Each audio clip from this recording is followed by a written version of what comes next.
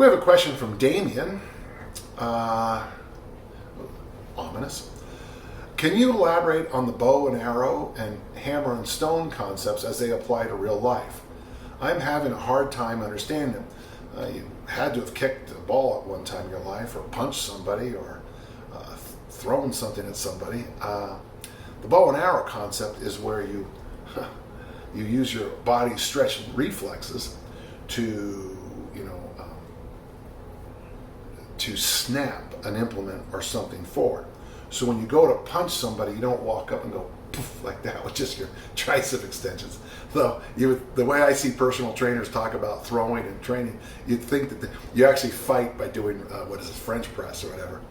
Now, if you really want to hurt somebody, you wind it back and you come in and you set up this dynamic tension across your body, stretch, pop, release, and good things happen. It's snapping your fingers. You build up all that tension, you let it go, and it makes a sound. Too much tension, nothing happens. Too little, no sound. It's got to be just right. When you throw the discus correctly, and I can tell you, I haven't done it many times, but when you get that one where you feel the chest, you don't throw with your chest, you pop the chest, you stretch, reflex the chest. So that's a bow and arrow concept, and if that doesn't help you, go buy one of those British throwing books. They do a real nice job with this concept of the stretch reflex and the bow and arrow.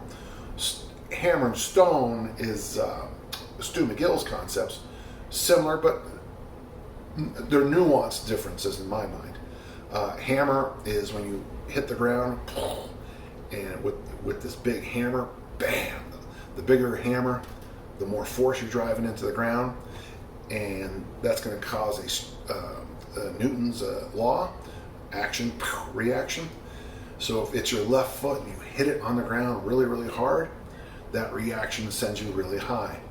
The stone is your body, and if you hit your left foot on the ground with all kinds of energy, but it dissipates because you're either not knitted together by the way you train, or you have a leakage, is the word we use in kettlebells.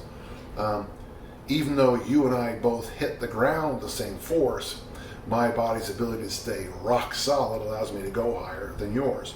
Your body, a stoneless person's body, would wobble that energy off in a bunch of different directions. That's about as good as I can do today. I hope that helps. Thanks, Damien.